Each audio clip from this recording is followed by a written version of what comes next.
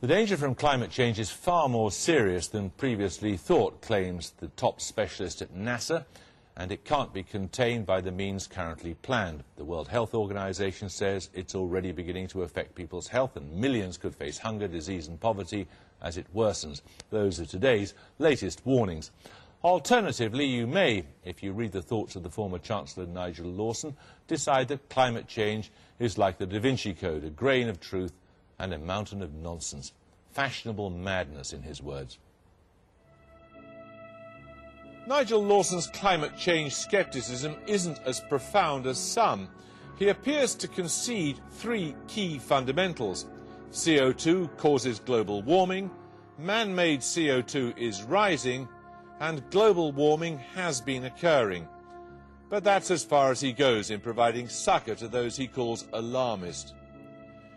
He says man-made CO2 isn't necessarily the main cause of global warming. In evidence, he points us towards contradictory data, chief among which perhaps is that in the last 2,000 years the climate has fluctuated almost as much as this in pre-industrial times. Further, he reminds us that while CO2 levels are currently still rising, in the last few years the variations in global air temperature have levelled off. Lawson reserves particular venom for Sir Nicholas Stern's governmental review of climate change and its consequences. He compares it to the dodgy dossier that led us into the Iraq War. He accuses it of superficiality, scaremongering, calls it deficient on every aspect of the debate, absurd and unconvincing. The solution isn't to seek to cut carbon emissions, an impossible goal because the economic cost of implementing it would be likely to far exceed the benefits.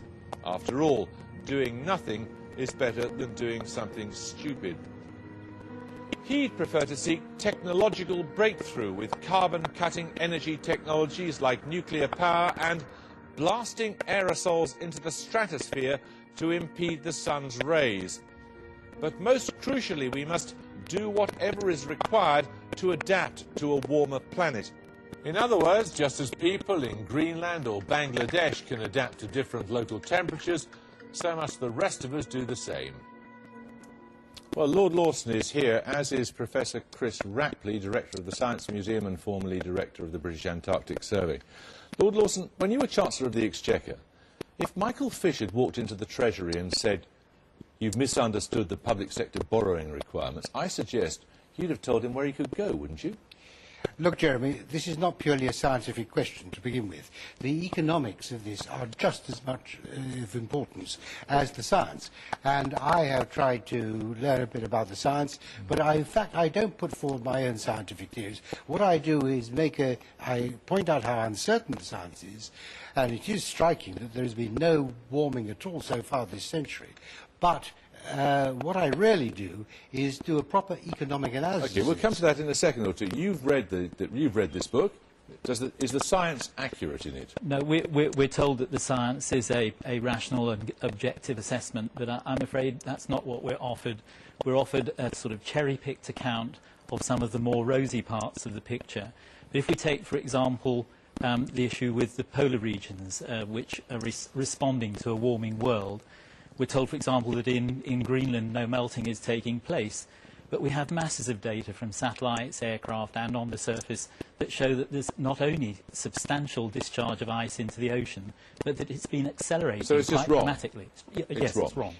Everything I have written there is sourced and referenced, and you will see that there are pages and pages of sources and reference at the back. Oh, indeed, so there's there are. nothing, and so everything that is there is correct. Isn't the director or former director of the British Antarctic Survey likely to know what he's talking about in the Arctic region? It is an example. He's making, in fact, the Arctic ice has been increasing considerably over the past few months, and that is well known. And he would accept that. I'm not sure which bit of it's increasing. Yes. If you're saying that the sea ice is freezing, it's winter, and that's what you'd No, it's expect. more than before. But anyhow, the point is not so much this. There's a range of views. There's a range of views on the science, and shows how uncertain it is. Chris Rapley is at an extreme end. He may be right, but there are many others, distinguished scientists, climate scientists, who take a totally different view. But there's one key, one very interesting point that you make, for example, that the temperatures have not gone up in the 21st century, says Lord Lawson in his book. Is that factually true? That is factually true. Well, that's fascinating, isn't it? Oh, absolutely. And what we know and what we have always said is that there is natural variability in the system. Of course, the sun drives changes in the climate system, but for the last 30 years of the last century, and now the underlying trend has followed exactly the prediction expected from man-made greenhouse warming. And now, you of course, do accept human causation, don't you? Now, what I do accept is that one part of the total temperature determination of the planet is carbon dioxide concentration in the atmosphere. But it is only one part. Even the Intergovernmental Panel on Climate Change doesn't say this is the sole reason. I'm sure Chris Rapley doesn't say it's the sole reason. So there's a very big question as to how big we can do something about, of course. But the point is, how much is it going to cost us if we're going to cut back? And well, cutting back... If that's the case, I'm absolutely lost to understand why you propose a carbon tax. I say that if people want to have a carbon tax instead of other forms of taxation, not an addition, let them do it. But, Jeremy, the point is that what is proposed... You justify it, saying providing it's neutral.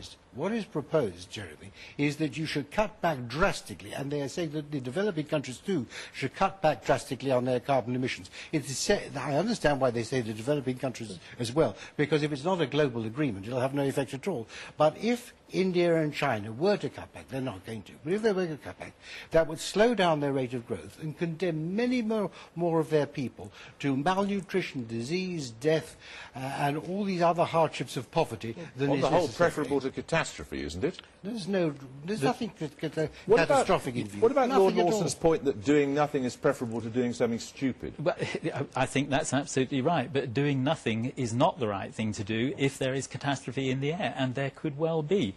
We hear all sorts of explanations about the uncertainty, but uncertainties, and indeed one of the quotes in the book is uncertainty is uncertainty.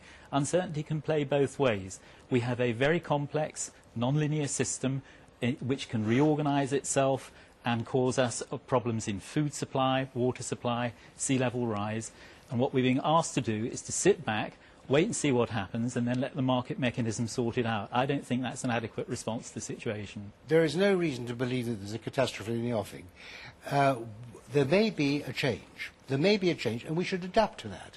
That's what mankind has always done in the past. That's what mankind does. Jeremy, the but differences your whole in thesis temperature... is that we don't know how big the change will be. The differences... Well, I take the majority view here. I'd say let's look at the majority view. The majority view, which is the Intergovernmental Panel on Climate Change, they say their best guess is that over the next 100 years there'll be an increase in temperature of, say, between 1.8 degrees centigrade or 4 degrees centigrade. I say let's look at the upper end of that range, 4 degrees centigrade. Look at what the consequences would be. And there are some bad consequences, there are some very good consequences, as they admit. They even admit that food production will be enhanced by up to 3 degrees increase in temperature. So I say... Why are you raising your eyebrows like that? It seems to me that when we're emitting 1,000 tonnes of carbon dioxide a second as we speak, and we hear that there are, quite rightly, finite limits on what we can invest, but we're not told what the limits are on what the planet can tolerate, sitting back and waiting to see what happens isn't an adequate response. OK, we'll leave it there. Thank you both very much indeed.